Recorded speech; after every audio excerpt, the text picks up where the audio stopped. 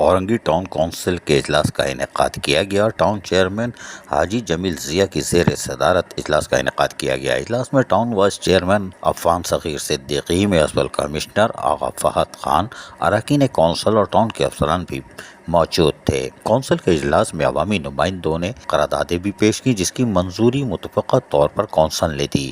حال ہی میں اسلامی ملک کے صدر رئیس ثانی اور وزیر خارجہ اور دیگر رفقا کی ہیلی کاپٹر کے حادثے میں شہادت پر تعزیتی قرارداد متفقہ طور پر منظور کی گئی اور شہداء کی درجات کی بلندی کے لیے دعا کی گئی۔ اورنگی ٹاؤن کونسل نے حافظ نعیم کو امیر جماعت اسلامی پاکستان منتخب ہونے پر مبارکباد دی اور قرارداد متفقہ طور پر منظور کی گئی۔ Town municipal corporation Orangi town کے جدول عملہ یعنی شیڈول آف اسٹیبلشمنٹ کی بھی منظوری دے دی گئی۔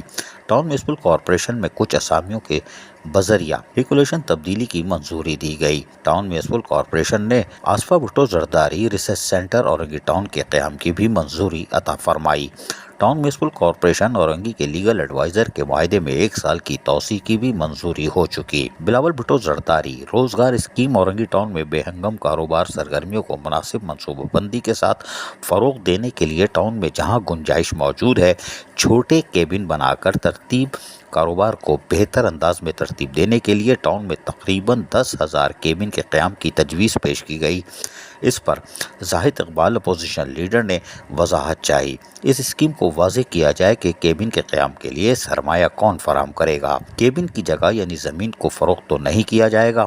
ٹاؤن چیئرمین حاجی جمیل ضیاء اور ٹاؤن میونسپل کارپوریشن کے میونسپل کمشنر آغا فہد نے وضاحت دی کہ یہ زمین فروخت نہیں کی جائے گی اور روزگار کے لیے سرمایہ متعلقہ ادارے فراہم کریں گے۔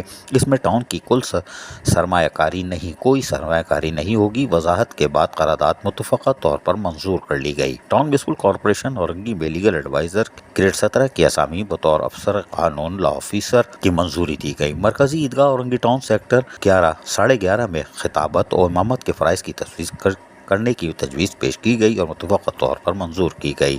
اس موقع پر یونین کونسل 5 کے وائس چیئرمین سہیل نے کہا کہ واٹر کارپوریشن کی جانب سے صابری چوک سے ایل بلاک تک روڈ کٹنگ کی گئی ہے، جبکہ اس دوران ایکسین واٹر کارپوریشن اورنگی موجود نہیں تھے۔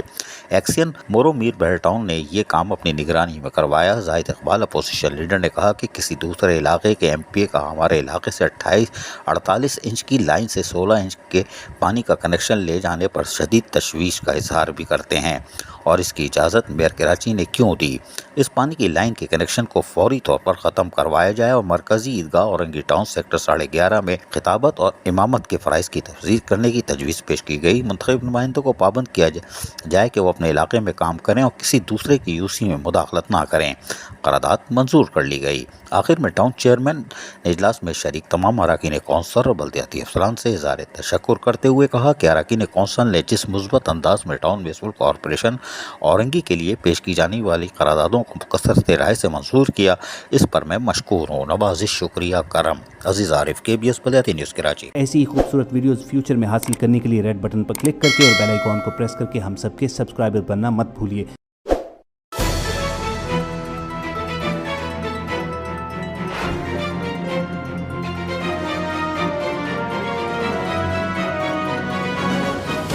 KBS بلدیاتی نیوز۔